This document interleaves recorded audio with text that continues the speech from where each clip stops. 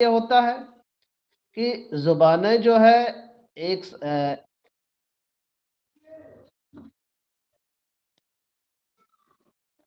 آواز آ رہی ہے میری؟ ہلو یس سر، آپ کی آواز آ رہی ہے سر، آپ کی آواز آ رہی ہے سر. تو میں یہ کہہ رہا تھا کہ اردو ایک طرح سے اس کی جو ہسٹری ہے یا تاریخ ہے، یہ تقریباً 1000 سال تک اپنے اس کو لگ گئے اپنے اس پہ آنے میں. اس سے پہلے اردو کو کئی طرح سے کئی ناموں سے یاد کیا گیا، جیسے اس کو گجری کے نام سے کہا گیا، اسی طرح سے ریختہ کے نام سے اردو کو جانا گیا بہت زمانے تک. شاہجہاں کے پیریڈ میں کہا جاتا ہے عام طور پہ اردو کو اردو کے نام سے جانا گیا. اب اردو کی ایک طرح سے جب ہم اس کی تاریخ پہ بحث کرتے ہیں یا بات کرتے ہیں تو سب سے پہلے ہمیں جو اردو زبان و ادب کے سماجی محرکات، سماج میں کس طرح سے یہ چیزیں یا اس طرح کے الفاظ استعمال ہوئے. تو کہا جاتا ہے کہ ہندوستان جو ہمارا ملک ہے، وہ لسانیات کے بہت سے علماء نے اس بات کا اعتراف کیا ہے کہ ہندوستان کو ایک طرح سے زبانوں کا عجائب گھر کہا ہے. یعنی ہاں، آپ یہ سمجھیے کہ زبان جو ہے ہر 100 کلومیٹر، کہا جاتا ہے کہ آپ 100 کلومیٹر کے رینج کے بعد آپ دوسرے اس میں داخل ہوئیے تو وہاں کچھ نہ کچھ اس کا ٹون یا کچھ اس کا لہجہ الگ آپ کو دکھائی دے گا. آپ یہی دیکھیے کہ لکھنؤ کا لہجہ کچھ الگ ہے، دلی کا لہجہ کچھ الگ ہے. اسی طرح یس سر. حالانکہ لکھنؤ اور دلی اپنی اپنی جگہ پہ دونوں ایک دبستان کی حیثیت رکھتے تھے، لیکن اس بیچ میں اب آپ دیکھیے کہ جو عام طور پہ کہا جاتا ہے کہ اردو کی پیدائش یا اردو، اس کے بارے میں اختلافات ہیں کہ اردو کہاں سے پیدا ہوئی. کچھ لوگ کہتے ہیں پنجاب سے پیدا ہوئی، کچھ کہتے ہیں سندھ سے ہوئی، کچھ کہتے ہیں کہ جو ہے اردو کھڑی بولی ہے، کچھ کہتے ہیں کہ نہیں اردو جو ہے ہریانوی ہے، تو کوئی کہتا ہے کہ اردو. اس طرح سے تمام ماہرین لسانیات جو ہیں اردو کے جو اردو زبان و ادب کے جو ایکسپرٹ ہیں، ان کی الگ الگ رائے ہے زبان کے متعلق، یا کہ اردو کی پیدائش کس طرح ہوئی. یہ تو ہم آگے بحث کریں گے. آج کا جو ہمارا ایک طرح سے جو شروعاتی موضوع ہے وہ ایک طرح سے یہ ہے کہ اس کے یا اردو زبان و ادب کے لسانی محرکات کیا تھا، کیا اس کے اسباب و علل تھے، کیا وجوہات تھے کہ اردو کو جو ہے اردو کی پیدائش کے سلسلے میں. تو عام طور پہ دیکھا جائے کہ زبانوں کا معاملہ یہ ہو، جیسے ہم نے کہا کہ اردو کو ایک طرح سے زبانوں کا عجائب گھر کہا گیا ہندوستان کو. اور اسی طرح سے گریرسن نے یہاں کہا کہ یہ ہندوستان میں 179 زبانیں تقریباً اور 544. دیکھیے زبان اور بولی میں فرق ہے. زبان کا مطلب یہ ہوا کہ وہ چیز جو لکھنے اور پڑھنے دونوں چیزوں میں رائج ہو. اوکے. اور بولی کا مطلب یہ ہوا کہ وہ صرف بہت سی زبانیں ایسی ہیں وہ صرف بول تک محدود ہیں، بول چال تک. وہ عام طور پہ اس کا لکھنے میں اس کی روایت نہیں ہے. جیسے بہت سے لوگ آپ یہ دیکھیے کہ بھوجپوری بولتے ہیں، ہاں. صرف بولی تک ہے، لیکن وہ لکھی جائے گی ہندی اسکرپٹ میں اس طرح سے. تو بہت سی یعنی گریرسن جو ہے ایک طرح سے زبان کا یا ادب کا، اردو زبان و ادب کا ایک بہت بڑا نام تھا، جو انگریز تھا جس نے اس پہ ریسرچ کیا اور اس نے بتایا کہ 179 زبانیں اور 544 بولیاں ہندوستان میں پائی جاتی ہیں. اسی طرح سے اور بھی بیشتر زبانوں ادب کے بارے میں، یعنی کسی بھی زبان کے متعلق کہا جاتا ہے کہ اس کے لیے حکمراں، خاص طور سے جو اقتدار میں ہوتا ہے، اور جو قوم اقتدار میں ہوتی ہے وہی جو ہے اسی کی زبان کا سکہ چلتا ہے. جیسے کریکٹ. ہندوستان میں جب مغل آئے یہاں پہ تو وہ اپنی ساتھ اپنی ٹوٹی پھوٹی جو زبان وہاں سے، وہ عام طور پہ کہا جاتا ہے کہ زیادہ تر عرب کی طرف سے لوگ آئے تو عربی بولتے ہوئے آئے، ایران کے طرف سے جو لوگ آئے وہ فارسی بولتے ہوئے آئے. تو اس طرح سے ایک طرح سے جو غالب قوم ہوتی ہے یا جو حکمراں قوم ہوتی ہے وہی جو ہے اسی کے زبان چلتی ہے. اور اسی لیے آپ دیکھیے کہ ہندوستان میں جب مغل سلطنت قائم ہوئی تو یہاں کی زبان فارسی لاگو ہوئی. ہوں دفتری زبان، آفس کی زبان کیا ہوئی؟ فارسی ہوئی ایک زمانے تک. یعنی جتنے بھی مغل پیریڈ کے آپ بادشاہ تھے سب نے اپنی اپنی زبانیں فارسی زبان کو اپنایا. اور فارسی زبان کی حالت یہ تھی کہ فارسی زبان ایک جو پڑھا لکھا طبقہ اپنے آپ کو کہا جاتا تھا، جو لوگ ایک طرح سے اعلیٰ طبقہ تھا، وہ اپنی لکھنا پڑھنا اور بولنا ان کا سب کچھ فارسی زبان میں تھا. اور اسی طرح سے جیسے ویدک پیریڈ کا لیجئے، ہندوستان میں جب ہندوستان کی سب سے جو پرانی تہذیب ہے ہڑپن سیولائزیشن، یا اس کے بعد جو ہے اور جو دوسری قومیں آئیں، تو ہر سنسکرت ایک چیز یہ ہے کہ سنسکرت کو زبان یعنی اردو زبان کی ایک طرح سے ماں کہا جائے گا، مدر. اور ہندی اور اردو کیا ہے؟ ایک طرح سے وہ بہنیں ہیں، یعنی بہن کا رشتہ ہے ہندی اور اردو کا. چونکہ دونوں زبانیں عام طور پر یعنی جیسے ہم نے بتایا کہ مغلیہ پیریڈ میں کیا تھا؟ فارسی زبان تھی. تو فارسی زبان تو ایک خاص طبقے کا جو پڑھا لکھا طبقہ تھا وہ بولتا چالتا تھا. لیکن جو عوام کی زبان تھی وہ کون سی زبان تھی؟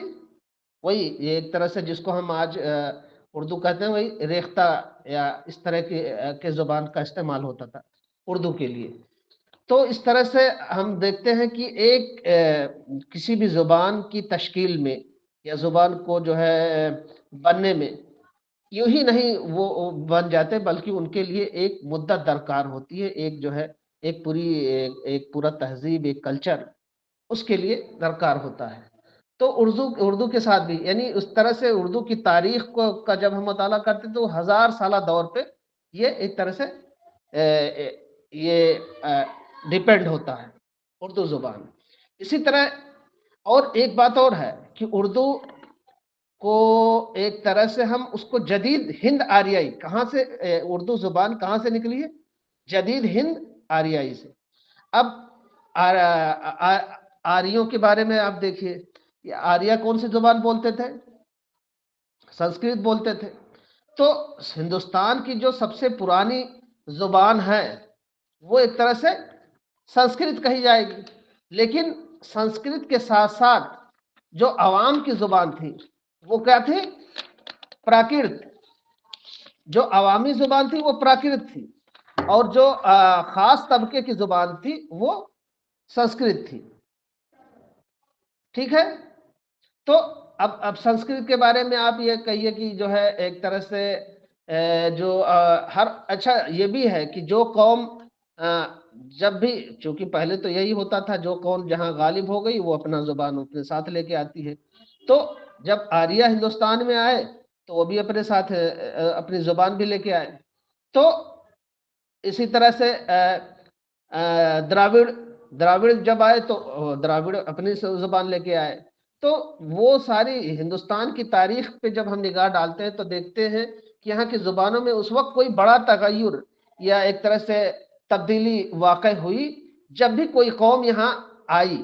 تو ایک زبردست تبدیلی، یعنی جہاں سماجی اور سیاسی اتھل پتھل ہوئی وہاں زبان پر بھی اس کے اثرات پڑے، اور زبان بھی اس کے ساتھ زبان بھی ایک طرح سے اس سے متاثر ہوئی، اور اس کی باقاعدہ ایک تحریک چلی، سیاسی زندگی میں بھی اس کے اثرات دکھائی دیتے ہیں.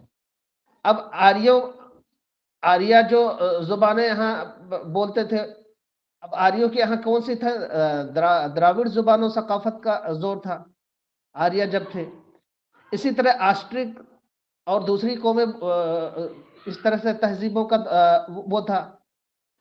اسی طرح سے ثقافت یعنی تہذیب و ثقافت کے لحاظ سے جہاں کلچر یا ایک طرح سے اس کی جو وہ ہوتی ہے کسی قوم کی، وہ چیز زبان بھی اسی سے کہیں نہ کہیں متاثر ہوتی ہے۔ اب آپ دیکھیے کہ ہندوستان میں جب سنسکرت کا رواج تھا، حالانکہ سنسکرت کے ساتھ یہ ہوا کہ وہ ایک خاص پڑھے لکھے طبقے تک محدود تھی، لیکن عوام کی زبان جو تھی پراکرت، یہی وجہ ہے کہ سنسکرت جو بہت زیادہ جس کا پھیلاؤ نہیں ہوا یا جو عوام تک عام بول چال نہیں بن سکی، اس کی سب سے بڑی وجہ وہی تھی کہ اس کو چونکہ پنڈتوں نے اور یہاں کی جو خاص طبقہ تھا یا پڑھا لکھا طبقہ تھا، اس نے عام لوگوں تک اس کو پہنچایا ہی نہیں یا اس کو رائج نہیں کیا۔ اس کا اثر یہ ہوا کہ وہ زبان محدود ہوتی چلی گئی، ایک طرح سے اس کا جو ڈیولپمنٹ تھا وجود وہ مٹتا چلا گیا. ہاں مٹتا چلا گیا۔ یہی وجہ ہے کہ سنسکرت کے بارے میں ایک عام رائے یہی ہے کہ کہا جاتا ہے کہ یہ ایک خاص طبقے تک محدود رہی، جس کی وجہ سے یہ زبان سکڑتی چلی گئی اور اس کی جگہ پراکرت جو زبان تھی یعنی اس وقت پراکرت نے لے لیا تھا۔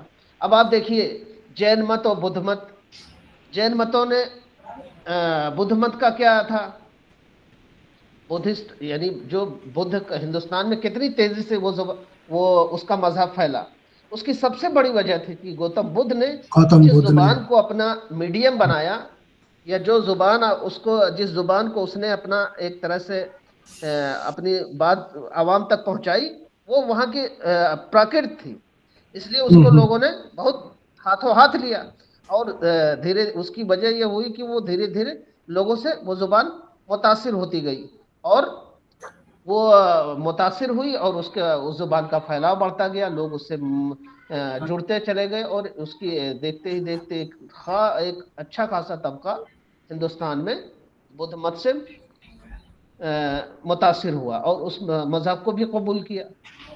تو زبان کے ساتھ ساتھ چونکہ جب زبانیں وجود میں آتی ہیں تو اس کے ساتھ ساتھ ایک طرح سے اس کا کلچر، اس کی تہذیب، اس کی ثقافت پہ بھی اس کا اثر پڑتا ہے۔ اسی طرح سے سنسکرت اور پراکرت کا معاملہ ہوا اور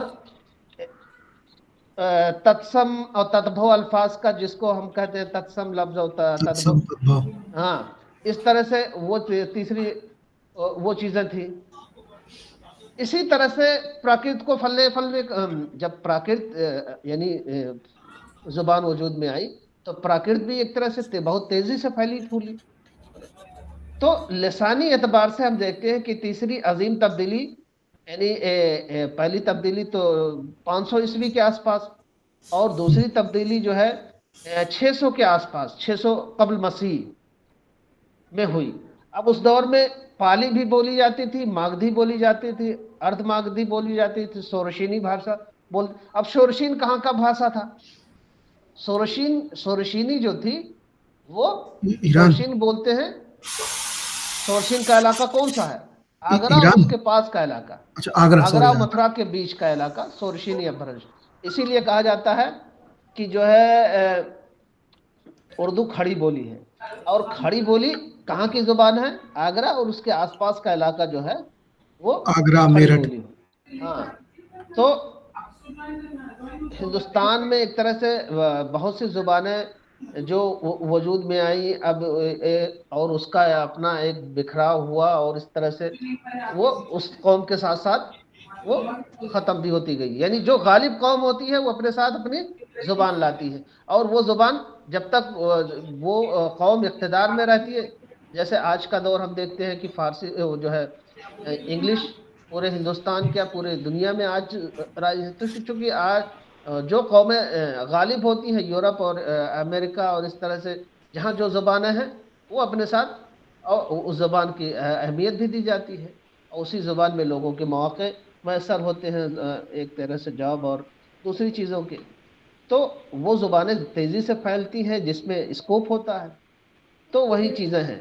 اسی طرح ہم دیکھتے ہیں کہ ہندوستان کا جو وہ ہے وہ اردو کا خاص طور سے وہ 12ویں صدی عیسوی سے شروع ہوتا ہے اور مطلب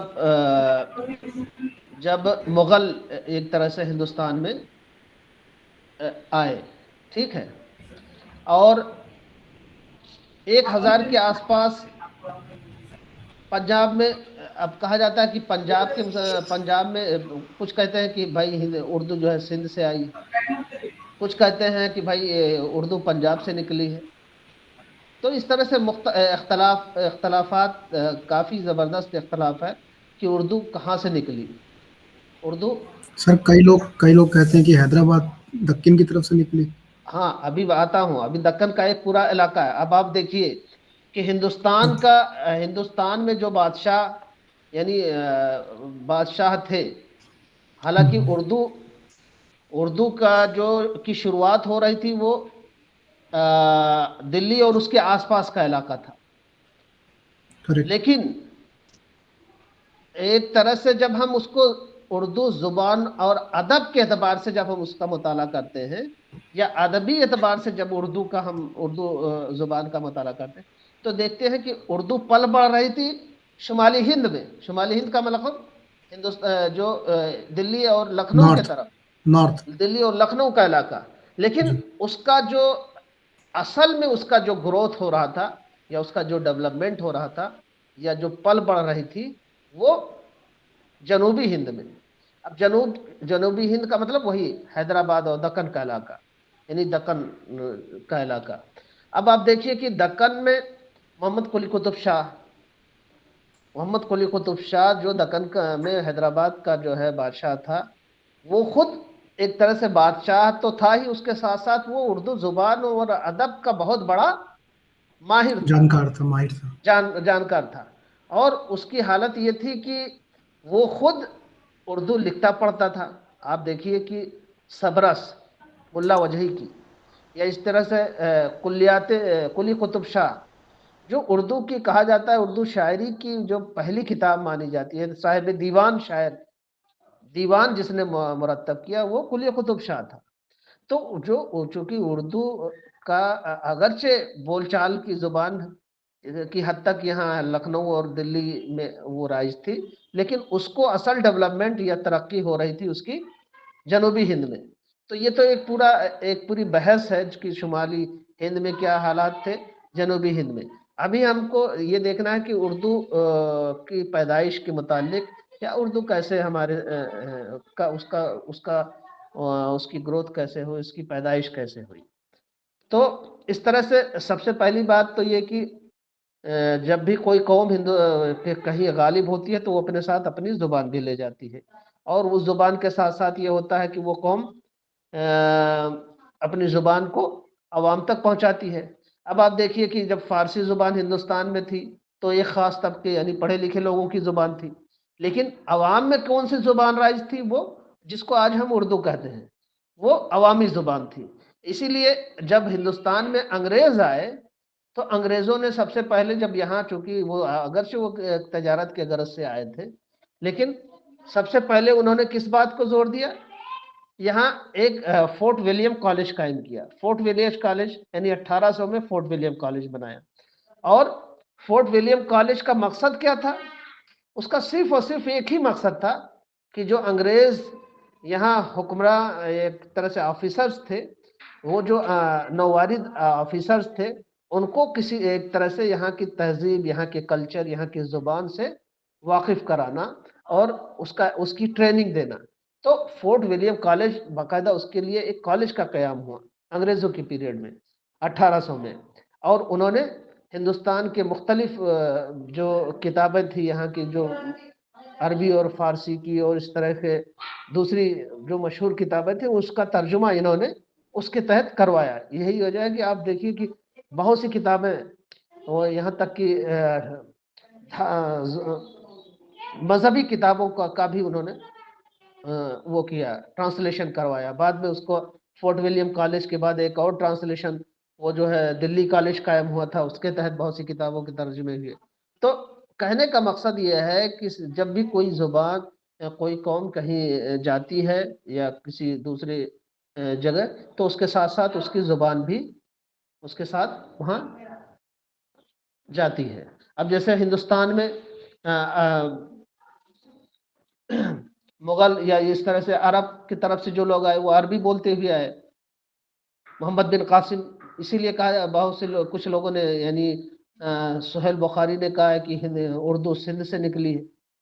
تو سب کا اپنا اپنا نظریہ ہے، لیکن جو سب سے اتھینٹک نظریہ مانا جاتا ہے وہ مسعود حسین خان کا نظریہ ہے. ان کا کہنا ہے کہ اردو دلی اور اس کے گرد و نواح میں سے نکلی. اب دلی اور اس کے آس پاس کا مطلب اردو ہریانہ اور ادھر آپ کا جو ہے آگرہ اور متھرا، یہ سب علاقے یعنی کھڑی بولی سے ہوتے ہوئے اور اس کے جو ہے ساتھ ساتھ. اور اردو کے معنی کیا ہیں؟ اردو کے لغوی معنی کیا ہیں پتہ ہے آپ کو؟ اردو کے لغوی معنی بولی بولی نہیں، اردو کے لفظی معنی ہیں لشکر. اور اردو کس زبان سے نکلی ہے؟ اردو نکلی ہے ترکی زبان سے، ترکی سے. اردو کا جو لفظ استعمال ہوا ہے وہ کس زبان سے آیا ہے؟ ترکی سے. ترکی.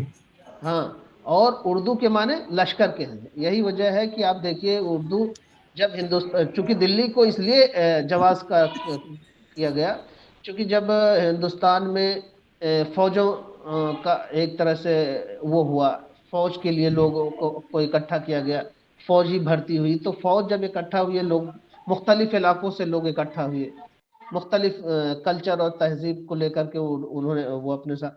تو وہاں جو جب عوام کی جو ایک گیدرنگ ہوئی، جو ایک اکٹھا ہوئے لوگ، تو ان کے ساتھ ساتھ وہ جو زبان وہاں سے نکلی وہی زبان عوام کی زبان بنی. اسی وجہ سے اردو کے لغوی معنی کہا گیا لشکر کے ہیں. تو 1000 سال کے لگ بھگ پنجاب ایک طرح سے پنجاب کے اب دیکھیے کہ ہندوستان میں مشرق وسطیٰ میں چنگیز خان سے لے کر کے اور تمام بادشاہ ہندوستان میں آئے. اس کی جب تاریخی اور لسانی اس پہ جائیے تو یہاں مسعود کیا نام ہے عربی اور فارسی کے ایک طرح سے البیرونی کو دیکھیے. البیرونی جو اس وقت کا مشہور عالم تھا، جس نے ہندوستان کے مذاہب اور علم ہندوسا کا مطلب ایک طرح سے حساب کو، البیرونی بہت بڑا نام ہے، عربی اور فارسی کا بہت بڑا عالم تھا. تو اس طرح سے ہم سب سے پہلے آپ دیکھیے کہ محمد کیا نام ہے 1206 عیسوی میں محمد غوری کے زمانے میں، یعنی جب ایک طرح سے ہندوستان میں مغل حکومت قائم ہوتی ہے 1200 کے آس پاس، جب تک غوری سلطنت تھی اس وقت غزنوی حکومت تھی، اس کے ساتھ ساتھ غلام حکومت تھی، اس کے ساتھ ساتھ مشرق وسطیٰ میں ایک طرح سے چنگیز خان. تو اس طرح سے ہندوستان ایران اور ہندوستان، یعنی ایران کے طرف سے جب حملہ آور آئے ہندوستان میں، تو ایک بڑی تعداد جو ہے فارسی بولتے ہوئے خلجی سلطنت قائم ہوئی خلجیوں کی. اس کے بعد بنگال میں یعنی بنگال سے لے کر کے اور جنوب میں کنیا کماری تک. بھائی میں نے جیسا کہ بتایا کہ کوئی بھی قوم جب غالب ہوتی ہے تو وہ اپنے ساتھ زبان بھی لاتی ہے. وہی چیزیں ہمیں اردو میں دیکھنے کو ملتی ہیں. اب اسی طرح سے محمد بن تغلق جو 1227 عیسوی میں 1327 میں اپنا پائے-تخت دہلی سے منتقل کر کے محمد تغلق نے کہاں کیا تھا؟ جنوبی ہند میں دیوگری کو اپنا دولت آباد. ہاں، دولت آباد. تو اردو میں یہ ایک طرح سے بہت بڑی تبدیلی تھی یا اردو زبان کے یعنی شروعاتی دور میں کی، جب 1327 عیسوی میں محمد تغلق نے دہلی سے اپنا پائے-تخت کہاں منتقل کیا تھا؟ دیوگری کو، جنوبی ہند میں دیوگری کو. اس طرح سے دلی کے شہریوں کو بھی اس نے حکم دیا ہے کہ نہیں کہ جو ہے وہ ہمارے ساتھ، یعنی اس نے اپنے خود تو گیا ہی، اس کے ساتھ ساتھ اپنی عوام اور اپنی پرجا کو بھی وہ حکم دیا کہ سب لوگ وہاں چل کے آباد ہوں. تو کچھ گئے کچھ نہیں گئے، لیکن جب یہاں سے گئے تو وہ ایک طرح سے ہندوستان میں ایک بہت بڑی تبدیلی تھی اردو زبان کے متعلق، اردو زبان و ادب سے کے ڈیولپمنٹ میں۔ تو ایک طرح سے جو تغیر و تبدیلی پیدا ہوئی وہ 1327 میں جب جنوبی ہند میں دیوگری کو محمد تغلق نے اپنا پائے تخت بنایا، اور اس کے ساتھ ساتھ وہاں کی عوام کو اس نے حکم دیا کہ وہ ہمارے ساتھ وہاں چل کے آباد ہوں۔ تو اور دلی دلی خاص طور پر دلی ایسا مرکز تھا کہ بہت سے حکمراں وہاں آئے، اس کے ساتھ ساتھ اردو زبان و ادب کی پیدائش کے بارے میں بھی ہم دیکھتے ہیں کہ زیادہ تر لوگوں کی یہی رائے ہے کہ ہندوستان مطلب دلی اور اس کے گرد و نواح سے اردو کی پیدائش ہوئی۔ اسی طرح پنجاب میں ایک منٹ ذرا سا